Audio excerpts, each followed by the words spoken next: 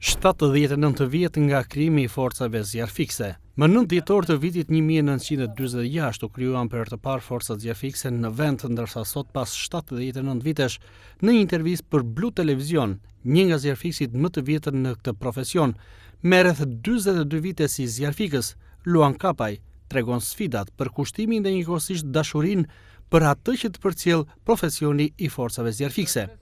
Luan Kapaj tregon si ka nisur punën si zjarrfikës, momentet më të vështira të hasura gjatë gjithë karrierës së tij, duke pranuar padyshim se momentet më të veçanta kanë qenë kryesisht gjatë tërmetit të disa viteve më parë.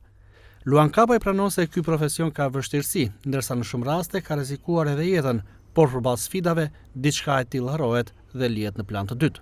Në 9 dhjetor të vitit 1946 është krijuar për herë të parë në Republikën e Shqipërisë Shërbimi Zjarrfikës. Sot Shërbimi Zjarrfikës feston 79 vjetorin e krijimit të tij. Dhe unë jam këtu me Luan Kapaj, i cili më shumë se 40 vite punon në sektorin e shërbimit të zjarrfikës. Zoti Luan, sa vite keni në Shërbimi Zjarrfikës? Po në Shërbimi Zjarrfikës unë po punoj më tepër se 40 vite, po mbush 42 vjet në këtë shërbim pa ndërprerje. Si ka nisur dëshira juaj për të bashkuar forcave të zjarrfiksës? Vitet e hershme të atij sistemi, Shërbimi Zjarrfikës si çdo tjetër shërbim bëhesh me planifikim dhe çdo gjë planifikohet se ku do shkojë për një profesion të dur. Dhe mua më ra pjesa të shkoja në profesionin e zjarrfikësit. Dhe prej asaj periudhe unë nuk jam dalur dhe kanë shërbyer në këtë sektor të rëndësishëm për mbrojtjen e jetës të pronës dhe të gjesë gjallë, kudo që ndodhet një fatkeqësi apo një nevojë që duhet ndërhyrja e Shërbimit Zjarrfikës. Ne kemi shërbyer jo vetëm unë, po e gjithë kolegët e mi në këtë sektor të mirëfillt me mision të veçantë për shpëtimin e jetës dhe të pronës. Në çfarë moshe jeni bashkuar forcave të zjarrfikës dhe çfarë moshe keni ju sot? Në Shërbimin Zjarrfikës unë jam bashkuar në moshën 20 vjeçare, kur shërbimi i detyrueshëm ishte për nevoja të veçanta apo në profesion, siç është profesioni i zjarrfikës. Dhe prej asaj periudhe me kualifikime të ndryshme unë kam arritur deri në sot ku jemi në këtë moshë që unë po thoj se dua një vit e pak muaj të dal në pension. Megjithatë, në moshën 20 vjeçare i ri, keni bërë shumë misione shpëtimi, ndërhyrje. Më thuaj pak, hyrja në zjarrfikë ka qenë me dëshirë, e kishit pasion apo më vonë u dashur me këtë profesion? Po shkollat posaçme për shërbimin e zjarrfikës nuk ka pasur në Shqipëri dhe nuk ka apostafat shkollat profesionale për këtë profesion. Diku aty mbas vitet e 70 dolën disa studentë, diku të 30 studentë me një kurs 3 vjeçar të mirëfillt për shërbimin e zjarrfikës. Më mbas te vitet 80 pasaj ky kurs u reduktua nga 3 vjeçar u reduktua në 9 muaj dhe duke u kualifikuar në kurs 9 muajor dhe më mbrapa në kurse të veçanta vit pas viti, arrita që mund të shërbej në këtë sektor të rëndësishëm. Por misioni i zjarrfikësit ka vështirësitë e veta, sidomos në fillimet e këtij profesioni kur nuk e njeh se çfarë është ky profesion, nuk i njeh vështirësitë, nuk i njeh sakrificat, nuk i njeh të gjithë detajet e këtij profesioni dhe me dashje apo pa dashje bëhesh edhe vetë incidenti i ndërhyrjes që mund të ketë shërbimi i zjarrfikës apo zjarrfikësit.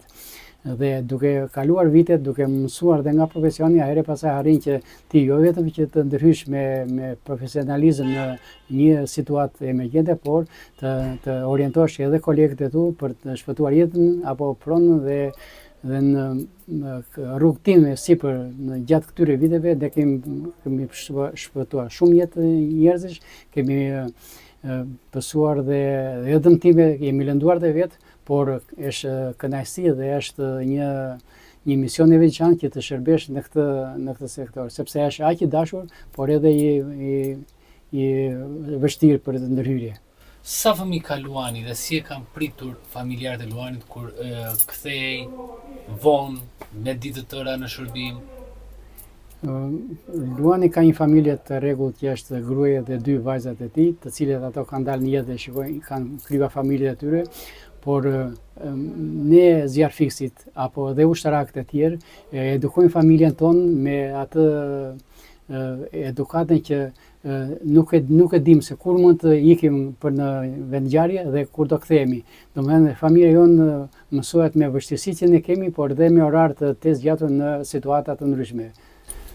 Luan, e ke menduar ndonjëherë që të rrezikosh jetën tënde për të shpëtuar një jetë tjetër? Shumë raste me dashje apo pa dashje na rrëmben ajo rutina e këtij profesioni që kur futemi për një situatë ndoshta edhe me shumë pasojë nuk e mendojmë asnjëherë që mund të humbasim dhe jetën tonë, sepse vetë profesioni është i tillë që edukohesh me sakrificat, me mundimin, me vështirësitë, po edhe me atë humbje ndoshta edhe të jetës tënde për të shpëtuar një jetë tjetër. Vështirësitë të mëdha dhe të shumta ka pasur shumë raste, por profesioni i zjarfikësit aq i dashur të rrëmben në atë rutinë që ndoshta nuk e kupton që në një moment të vështirë mund të humbas dhe jetën tënde. Zoti Kapaj, unë dua të ndalem pak, ju jeni dekoruar nga kryeministri edhe nga institucionet shtetërore si një për guximin e tregur dhe sidomos në tërmetin e Durrësit. Më thuaj pak, ka qenë ai momenti më i vështirë juaj apo ka patur edhe momente të tjera?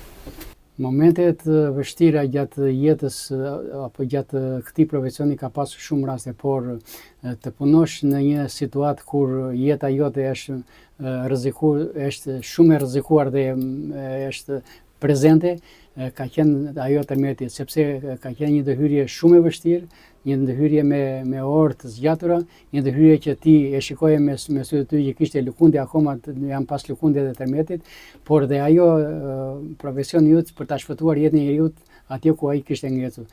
Kështu që dashuria për profesionin dhe sakrifica që bën në këtë moment i kalon gjithë ato vështirësitë që mund të rrezikosh jetën tënde.